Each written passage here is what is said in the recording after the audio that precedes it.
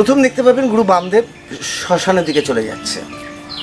এরপরে গুরু বামদেবের সমাধি মন্দিরের ঠিক পাশ দিয়ে যে গলির মতন ঢুকে গেছে, ওখান থেকে দেখবেন এক দল সাধু,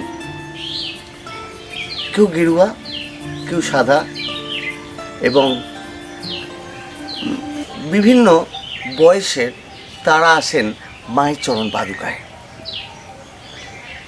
তারা পূজা করেন, প্রণাম করেন, দাঁড়িয়ে জপও করেন, তারপরে অদৃশ্য হয়ে যান।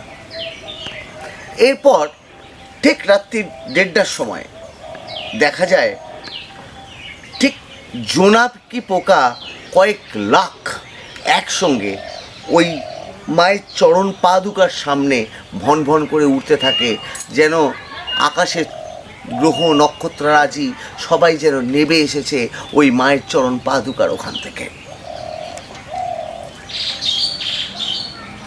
এরপর যদি দৃষ্টি থাকে, দিব্য দৃষ্টি, তো তাকেও দেখা যায় ঠিক 3টে সাড়ে 3টের সময় ওই চরণ পাদুকার ওখান থেকে কখনো বৃদ্ধা বেশি, কখনো যুবতী নারী, কখনো বালিকা, ওখান থেকে বেরিয়ে সোজা সিঁড়ি দিয়ে সোজা চলে যান মূল মন্দিরে।